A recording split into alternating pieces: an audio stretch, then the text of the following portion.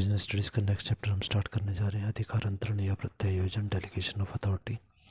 इसमें 3 तत्व इसके हैं, 3 कॉन्सेप्ट इसके हैं। और फर्स्ट हमारा है अधिकार या अथॉरिटी।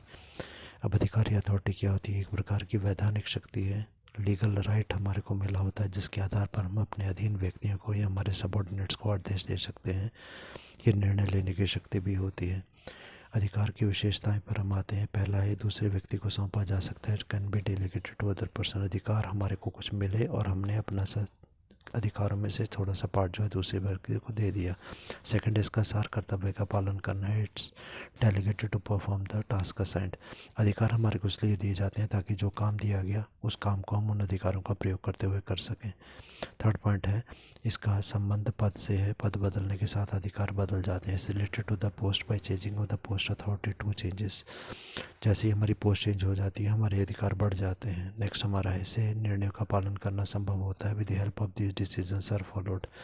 अधिकार हमारे को दिए गए तो जो हमने निर्णय लिया और उन अधिकारों के कारण हमने वर्कर को बोला कि हमारा निर्णय आप ये काम करो, तो वर्कर उस कार्य को करते हैं क्योंकि हमारे पास उनसे ज़्यादा अधिकार हैं इसलिए।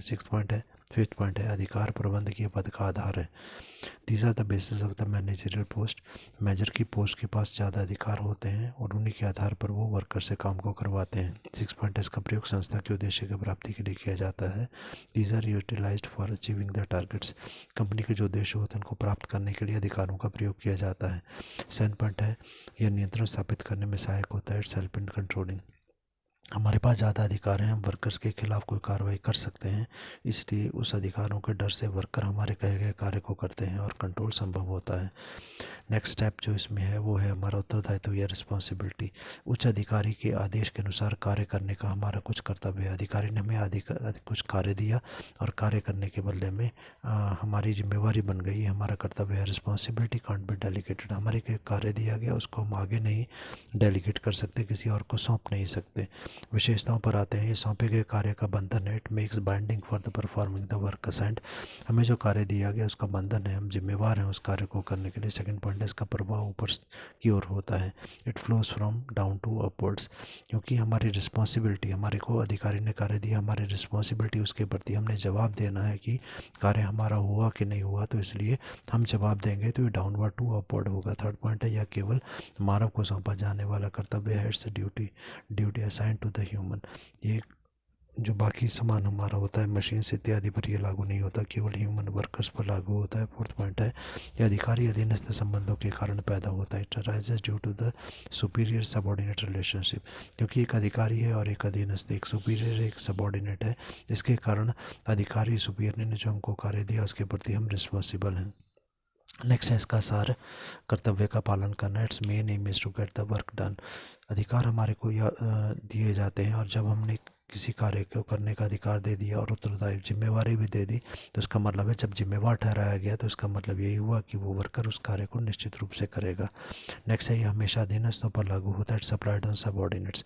जिम्मेवार हमारे से नीचे वाले कर्मचारी हमारे प्रति होते हैं क्योंकि हमने उनको कार्य दिया। थर्ड है हमारा उत्तरदायित्व या अकाउंटेबिलिटी या फिर जवाबदेही। उच्च अधिकारी के प्रति प्रतिबद्ध होना, हम जवाब देंगे क्योंकि हमने ये कार्य किया या नहीं किया या क्यों नहीं किया। Accountability can neither be shared और नॉट बी डेलीगेटेड। इसे ना शेयर किया जा सकता है अकाउंटेबिलिटी को, ना डेलीगेट किया जा सकता है।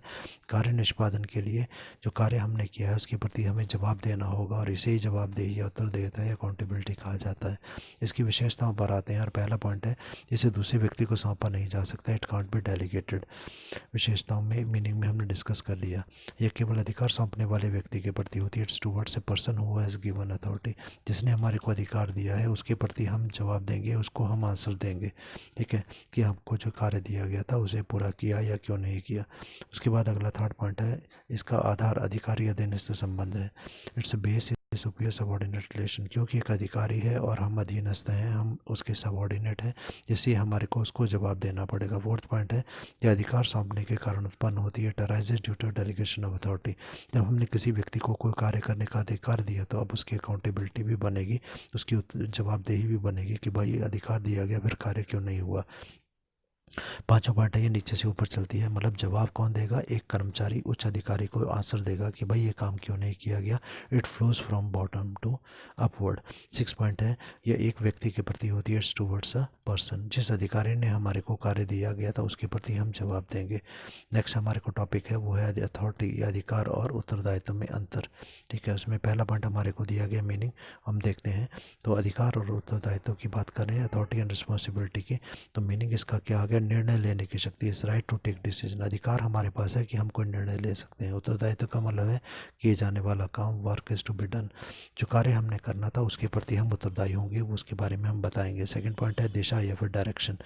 अधिकार हमेशा उच्च अधिकारी नीचे वाले कर्मचारी को देता है, इसलिए it flows from top to bottom, ऊपर से नीचे की ओर चलता है। रिस्पॉन्सिबिलिटी की बात करें तो रिस्पॉन्सिबिलिटी हमारी है उच्च अधिकारी को कार्य करके दिखाने की, तो ये नीचे से ऊपर चलता है, down to upward. Third point है हमारा उद्गम या फिर ओरिजिन। अधिकार क्यों उत्पन्न होते हैं, औपचारिक पदों के कारण उत्पन्न होते हैं। Rise due to the formal position, क्योंकि मैं मैनेजर हूँ और मेरे से नीचे एक सुपरवाइज़र है, इसलिए मेरे पास ज़्यादा अधिकार होंगे। हम उत्तरदायित्व की बात करें, रिस्पॉन्सिबिलिटी की बात करें, अधिकारी अधीनस्थ संबंध के कारण ये उत्पन्न होते हैं, due to superior and subordinate relation. एक अधिकारी है और उसने अधीनस्थ को काम दिया, तब वो व्यक्ति उस कार्य के लिए उत्तरदायी है। फोर्थ पॉइंट है सार या फिर एसेंस। निर्णयों का पालन करवाने के लिए हमारे को अधिकार दिए जाते हैं, टू गेट डिसीजन फॉलोड, ताकि वर्कर हमारे निर्णय का पालन करें, इसके लिए हमारे पास ज़्यादा अधिकार होते हैं। उत्तरदायित्व का मतलब है कर्तव्य का पालन करना, जो कार्य हमारे को दिया गया, टू परफॉर्म द ड्यूटी, जो कार्य दिया गया उसको हम करके दिखाएं, ये हमारी रिस्पॉन्सिबिलिटी। पाँचवा पॉइंट है अंतरण या फिर डेलीगेशन। अन्य व्यक्तियों को अधिकार सौंपे जा सकते हैं, हमारे को कुछ कार्य दिया और हमने आगे किसी और व्यक्ति को थोड़ा सा काम दे दिया, भाई ये वाला काम मेरा कर दो, तो इसे सौंपा जा सकता है, इट कैन बी डेलीगेटेड। उत्तरदायित्व रिस्पॉन्सिबिलिटी कांट बी डेलीगेटेड, इसे नहीं सौंपा जा सकता। कारण यह है कि काम मुझे मेरे अधिकारी ने दिया, मैं ये नहीं बोल सकता कि मैं दूसरे व्यक्ति को काम दिया है वो करके दिखाएगा, ऐसा नहीं हो सकता। तो सिक्स पॉइंट हमारा आ गया कार्य या फिर जॉब। हम बात करते हैं अधिकार की, तो यहाँ पर बोला गया कार्य, ये वह शक्ति होती है जो अधीनस्थ के व्यवहार को प्रभावित करती है, इफेक्ट्स सबॉर्डिनेट्स बिहेवियर। मेरे पास ज़्यादा अधिकार है, इसलिए मेरा अधीनस्थ मेरे कहे गए कार्य के अनुसार व्यवहार करेगा, बिहेव करेगा। ठीक है, उत्तरदायित्व की बात करें तो यहाँ पर बोला गया व्यक्ति के द्वारा अपना कर्तव्य पूरा करना, कंप्लीशमेंट ऑफ द वर्क असाइंड। उत्तरदायित्व मेरी जिम्मेवारी है, इसलिए मुझे दिए गए काम को मैं पूरा करूँगा। उसके बाद नेक्स्ट हमारा आता है अंतर जो है उत्तरदायित्व, रिस्पॉन्सिबिलिटी और जवाबदेही, इनमें क्या अंतर है। पहला पॉइंट आ गया हमारा अर्थ या फिर मीनिंग। उत्तरदायित्व का मीनिंग क्या हुआ, अब हम देखते हैं। तो उत्तरदायित्व के मीनिंग के बारे में सबसे पहले किए जाने वाला काम, job to be done.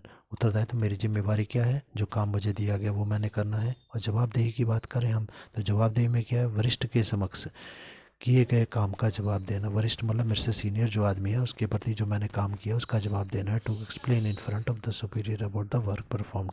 Second point हमारा है दूसरे को सौंपना या डेलीगेशन। उत्तरदायित्व की रिस्पॉन्सिबिलिटी की बात करें तो रिस्पॉन्सिबिलिटी अपना जो काम मुझे दिया गया वो थोड़ा सा काम मैं किसी को दे सकता हूँ, दूसरे व्यक्ति को इसे सौंपा जा सकता है, इट कैन बी डेलीगेटेड। पर जवाबदेही जो है दूसरे व्यक्ति को नहीं सौंपी जा सकती, it can't be delegated.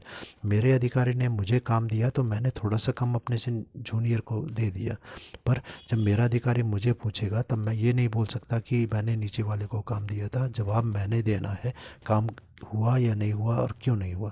Third point है उद्गम या फिर ओरिजिन, कहाँ से शुरुआत हुई, तो बोला गया अधिकारी अधीनस्थ संबंध के कारण शुरुआत हुई, rise due to the superior subordinate relation. उत्तरदायित्व या रिस्पॉन्सिबिलिटी क्यों होती है, क्योंकि एक अधिकारी है एक कर्मचारी है, इनके संबंधों के कारण ही हम उसके प्रति उत्तरदायी होते हैं, रिस्पॉन्सिबल होते हैं।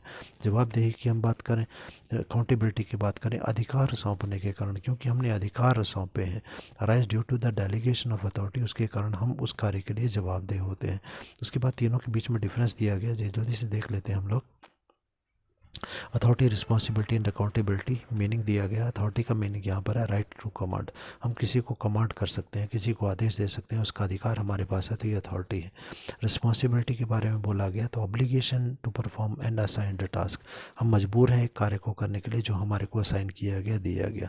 अकाउंटेबिलिटी की बात करें, answerability for the outcome of assign task, जो हमने कार्य किया है, जो हमने कार्य किया उसके प्रति हमने आंसर देना है, ये हमारी अकाउंटेबिलिटी होगी। सेकंड पॉइंट है डेलीगेशन।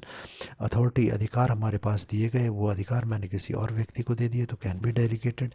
रिस्पॉन्सिबिलिटी पार्टली डेलीगेटेड, मुझे कुछ काम दिया गया था, उसकी जिम्मेवारी मैंने आगे किसी और आदमी को थोड़ा सा काम सौंप दिया, तो पार्टली मतलब उसका एक अंश जो है डेलीगेट किया जा सकता है। अकाउंटेबिलिटी की बात करें, इट्स कांट बी डेलीगेटेड। जो मेरी अकाउंटेबिलिटी थी उत्तर देता था, जब अधिकारी मुझसे पूछेगा तो जवाब तो मुझे ही देना होगा। नेक्स्ट है इसमें फ्लो या फिर प्रवाह। तो यहाँ पर है अथॉरिटी में the flow downwards from superior to subordinate, एक अधिकारी अपने से नीचे वाले कर्मचारी को अधिकार देता है। रिस्पॉन्सिबिलिटी की बात करें तो ये अपवर्ड होता है, एक कर्मचारी अपने ऊपर वाले अधिकारी को जिसकी रिस्पॉन्सिबिलिटी जो है वो जवाब देगा। और अकाउंटेबिलिटी भी है, इसका भी अपवर्ड होता है, कर्मचारी अपने से बड़े अधिकारी को जवाब देता है।